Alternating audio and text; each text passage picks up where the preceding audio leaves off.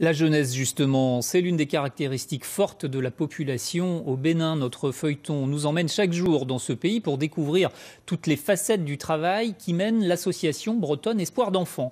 Des poulaillers pour subvenir aux besoins d'orphelins, vous l'avez vu dans les épisodes précédents, mais l'action va plus loin, l'éducation notamment et la lutte contre l'exploitation de la main-d'œuvre des plus jeunes. Reportage de Gilles Raoul et Vincent Bars. Mais où peut bien aller cette ribambelle d'enfants qui sort de l'orphelinat ? À en juger à leur tenue, ce doit être un jour très particulier. Le dimanche, on s'habille bien, on va à la messe pour louer Dieu et pour l'adorer. Et pas question de rater ce rendez-vous dominical, vécu comme une véritable fête pour les enfants. Encore quelques kilomètres à travers la ville de Ouidah. Devant l'église, il y a déjà beaucoup de monde. Au Bénin, 48% de la population est catholique et ce chiffre ne cesse de progresser. L'église est influente. Isabelle Legendre, la présidente de l'association bretonne, s'appuie donc sur cette dernière pour sensibiliser la population sur la condition des enfants dans le pays. La messe à peine terminée, direction Parakou, la plus grande ville du Nord Bénin. Grâce aux dons, l'église est riche. Elle participe donc via ses écoles à l'éducation et ouvre des internats pour les enfants victimes de croyances encore très fortes au Bénin, surtout dans les campagnes.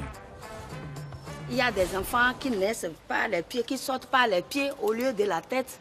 Donc les enfants qui naissent par les pieds, on les considère comme des sorciers. Donc on les jette sur les tas d'ordures ou bien dans la brousse ou bien on les tue carrément. L'association soutient également cet orphelinat, comme avec ses maillots. Le père Hyacinthe, c'est le directeur des écoles catholiques sur ce territoire. Il y a plusieurs groupes qui essaient de recueillir les enfants pour les aider, ils grandissent et on les insère dans la société. Mais ce sont les musulmans qui sont majoritaires au Nord Bénin, et surtout à Parakou. Peu de tensions existent entre ces deux religions. Pour preuve, à Azéké, dans ce marché musulman, le deuxième plus gros du Bénin, l'association finance une baraque pour les enfants loués ou vendus par des trafiquants. Le père Hyacinthe fait le relais avec les autorités locales. On a commencé par regrouper les enfants il y a quelques mois ici pour essayer donc de leur faire l'alphabétisation, pour essayer de les écouter. Quel est le premier mois de l'année?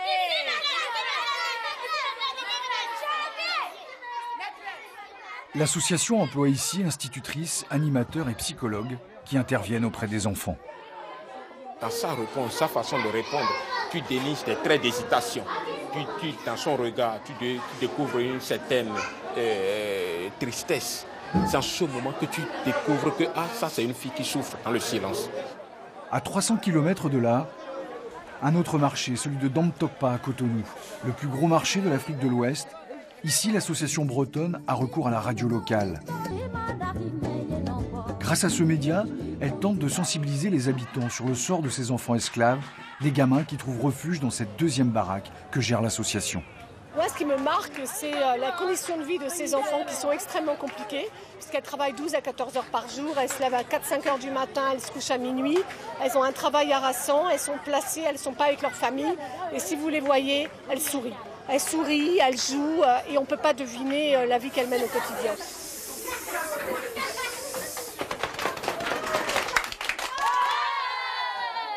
Aujourd'hui, le Bénin compte plus de 10 millions d'habitants, la moitié de cette population a moins de 18 ans.